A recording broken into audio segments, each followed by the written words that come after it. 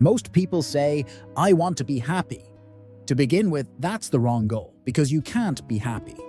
Happiness is not a destination. Happiness is a direction. Most of what society tells us about happiness is wrong. Try to see the happiest country. You've seen those data a lot. The happiest countries, that was Denmark. It's always the Nordic countries. You can't do that. For somebody to be truly happy would mean that you would need to eliminate the parts of your life that are literally keeping you alive, like your negative emotions. You need anger and sadness and disgust, and you need grief. And you need all these things to stay alive and deal with the world. So pure happiness shouldn't be the goal. But getting happier is a legitimate goal for everybody. The biggest mistake that people make is thinking that it's a feeling and chasing a feeling. Happiness is not a feeling. It has feelings associated with it. But feelings of happiness are really evidence of happiness. Sort of the smell of dinner is the evidence of dinner. It's not dinner itself. That's what chasing feelings is really like. It's incredibly ephemeral, and it's a terrible thing to live that way. To live trying, hoping that tomorrow you'll feel a different way. All of my students, in fact, almost all young people, think they're going to get happier as they get older. I deal with people all day long. I really specialize in people who are incredibly successful but not happy. There's macronutrients to your happiness. You have to take the different elements of enjoyment, satisfaction, and purpose. And so the first freeing thing is that, number one, don't worry about being happier. Let's work on getting happier. It's a project that's, number one, very empowering. And number two is that it's not a feeling, it's something that you really can work on. It's a skill you can really get better at. Then the whole question becomes, okay, it's not a feeling, what is it? And that's a big controversy. What is happiness? But as a functional definition, you find that people who have the most well-being in their lives have balance and abundance across three things, sort of macronutrients. So the protein, carbohydrates, and fat of happiness are enjoyment, satisfaction, and purpose. Those are the three things that people actually need. And none of those things is as simple as it sounds. Each one has a literature of science behind it and has protocols and habits that we can all pursue and get better at. So the great news is that every single person watching us can get happier. And the better news is we know what they can work on to get happier, but they need the knowledge. Part of the biggest confusion is, especially for people that are really into improving themselves through knowledge, is they might make the mistake of thinking that enjoyment is pleasure. And it's absolutely not. Pleasure is a limbic phenomenon. It's an ancient phenomenon. It's a signal to you that something is going to be good for your survival or passing on your genes. But the pursuit of pleasure will not bring you happiness. It will bring you addiction. And the reason is because it's a fleeting thing. It's a fleeting sensation. If you hit the lever and hit the lever, you'll change your brain chemistry to get really, really good at bringing you that pleasure. And that will give you addiction. All addictions are based in an excessive and unhealthy stimulation of dopamine, the neuromodulator dopamine, in the human brain. So the reason that, for example, that drinking too much brings pleasure but doesn't bring happiness is because it doesn't actually bring enjoyment. So this is the key thing to understand. Enjoyment has a base in pleasure, but it adds two things. It adds people and memory. So anything that you do that brings pleasure, you do alone. Look out. As a rule of thumb, anything that's pleasurable you do alone is not going to bring you happiness.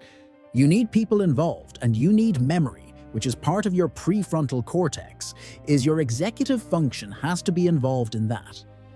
And a good example of how we understand this intuitively, pleasure feels good plus people plus memory, and then you actually get happiness.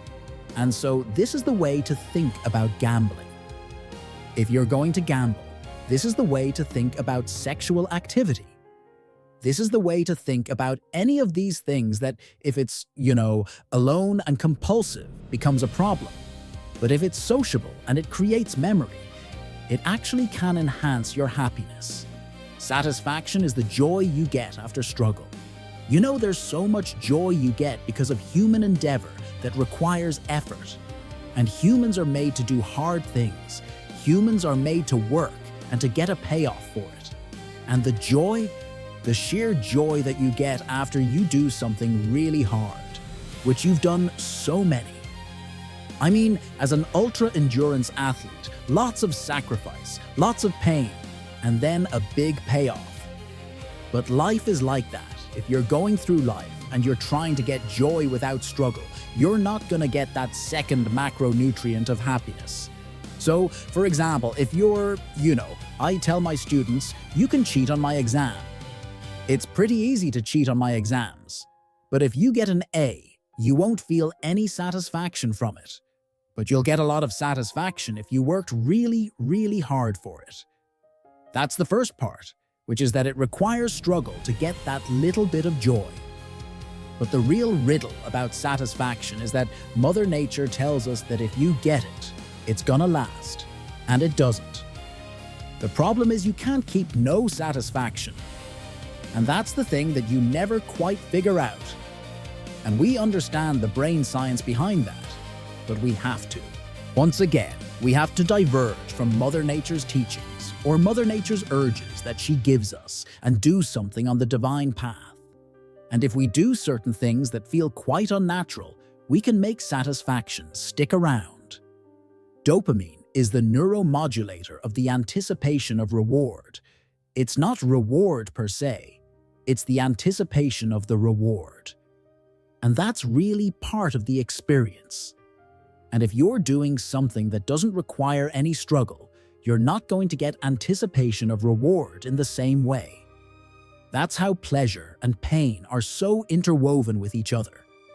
It's such a complicated phenomenon where you can't get real pleasure unless there is also pain because of this really delicate interplay between the whole, between the ideas. So dopamine is this very potent neuromodulator that gives us impulse to do almost anything.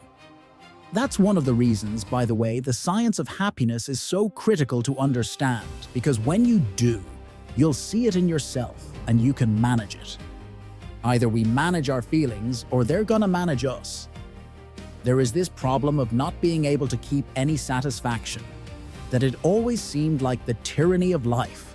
Like, when I move to California, it's gonna be so great because it's gonna be so sunny forever. And after 6 months, I was just as depressed as I was. But the taxes are forever. Or the new car smell wears off. Or I thought that I was gonna love having that house, and now it's just a house. But there is a way to defeat that. It's just a very unnatural feeling thing to do, which is instead of this notion that the satisfaction comes from more. What's your secret? More is to remember that this real satisfaction can be modeled as all of your halves divided by your wants. Halves divided by wants. Now we know that to increase the satisfaction, you can increase the numerator, have more. But it's even more efficient to want less, to decrease the denominator. I literally have an exercise that I take my students through that I practice myself. On my birthday, I used to have a bucket list. And the bucket list is, all your ambitions and desires, and you imagine yourself enjoying all these wonderful things. I now have a reverse bucket list where I take all of my ambitions and desires and worldly stuff, money and, success, and I might get it or I might not. But I cross out the attachment so it's no longer a ghost in my head, in my limbic system governing me. I make the decision, using my executive capacity, that I will no longer be governed by that. And it absolutely works. The reverse bucket list is an incredibly effective way, metacognitively, for you to manage these desires. And in so doing, your satisfaction lasts. It's more enduring.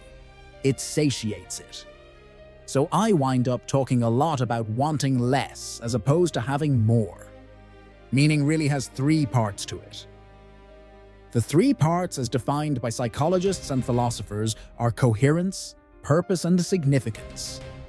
Coherence is the question, why do things happen the way they do? Purpose is what's the arc and goal and direction of my life. And significance is, does it matter if I'm alive?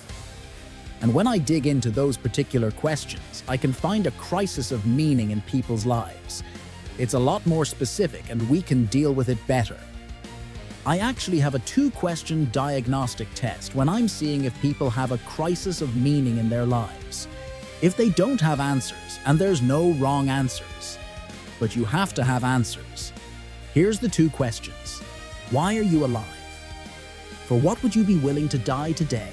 A lot of people don't have answers. Why are you alive? I don't know. For what would you be willing to die? I don't know. And the problem? There's a meaning crisis in your life, which is arguably the most difficult and most complicated, most beautiful and sort of manifold aspect of happiness because it involves so much unhappiness.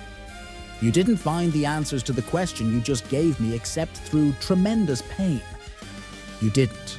I mean, if you had not gone through a lot in your life and suffered, you wouldn't know that. You never said, you know what, I found the meaning of my life is that week at the beach in Ibiza. That's not when you find meaning in your life. It's when you get sick and you don't die. When you lose somebody. When you're rejected. When you're afraid. Those are the moments when you actually learn the answers to that. And I meet people all the time who are trying to avoid unhappiness so much that they never find meaning in their lives. The answer is that they have to be the real answers that come after a period of discernment. And that requires work.